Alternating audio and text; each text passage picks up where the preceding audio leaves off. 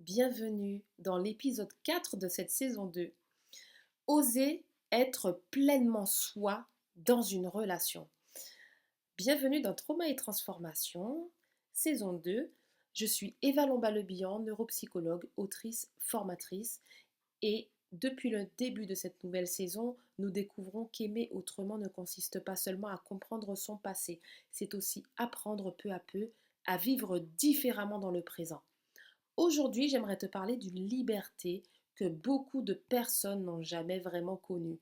La liberté d'être pleinement soi dans une relation. Lorsque nous avons grandi dans un environnement où l'amour semblait dépendre de notre comportement, nous avons souvent appris à nous adapter, à dire ce que l'on attendait de nous, à cacher certaines émotions, à prendre moins de place, ou au contraire à devenir toujours plus fort, plus utile, plus parfait. Ces adaptations nous ont aidés. Elles ont parfois protégé notre lien avec ceux que nous aimions, mais une question mérite d'être posée. Aujourd'hui, en as-tu encore besoin? Car une relation saine offre quelque chose de précieux. Elle nous permet de déposer progressivement ces anciennes protections. Pas parce que l'autre nous y oblige, mais parce que nous découvrons que nous pouvons être accueillis sans devoir nous transformer. Être soi ne signifie pas tout dire, ni tout montrer. Ce n'est pas ça la question. Être soi, c'est pouvoir exprimer un besoin sans avoir honte. Dire que l'on est fatigué, reconnaître que l'on a peur, partager une joie sans la minimiser, exprimer un désaccord sans craindre de perdre l'amour de l'autre. Et j'aime bien observer un signe très simple sur ce sujet. Dans une relation sécurisante, nous dépensons beaucoup moins d'énergie à essayer d'être aimable, parce que nous pouvons simplement être vrais. Et cette énergie retrouvée devient disponible pour créer, pour rire, pour aimer, pour vivre. Je crois que l'amour conscient ne nous demande pas de devenir une meilleure version de nous-mêmes. Il nous invite plutôt à retrouver la personne que nous étions avant d'apprendre à nous protéger.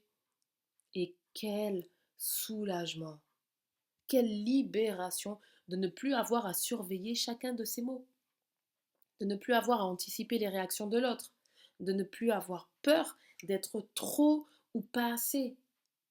Et peu à peu, nous découvrons qu'une relation peut devenir un lieu où l'on respire. Et peut-être est-ce cela finalement, la sécurité affective. Non pas être parfait, mais se sentir suffisamment en confiance pour ne plus avoir à jouer un rôle. Aujourd'hui, j'aimerais te laisser avec quelques questions là-dessus. Dans quelle situation te sens-tu le plus libre d'être toi-même? Y a-t-il des parties de toi que tu continues à cacher par peur de ne plus être aimé?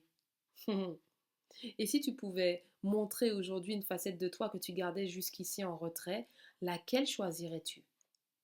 Prends quelques instants pour accueillir ces questions avec douceur. Car redevenir soi ne se décide pas du jour au lendemain, c'est vraiment un chemin. Un chemin où chaque petit acte d'authenticité nous rapproche un peu plus d'une relation dans laquelle nous n'avons plus besoin de mériter notre place. Je te remercie pour ce moment partagé et si cet épisode a résonné en toi, n'hésite pas à le partager toi aussi à une personne qui pourrait en avoir besoin. Et si tu souhaites soutenir ce podcast et m'aider à diffuser encore plus de messages, eh bien je t'invite à t'abonner, à laisser un commentaire et à attribuer 5 étoiles à l'émission. Ces quelques secondes font une réelle différence en fait. Je te retrouve très bientôt pour un nouvel épisode de Trauma et Transformation, saison 2. Et d'ici là, prends soin de toi, prends soin de ton cœur et souviens-toi que l'amour le plus profond n'est pas celui qui te demande de devenir quelqu'un d'autre. C'est celui qui te donne la liberté d'être pleinement toi. L'amour conscient commence souvent le jour où nous cessons de nous cacher. À très bientôt.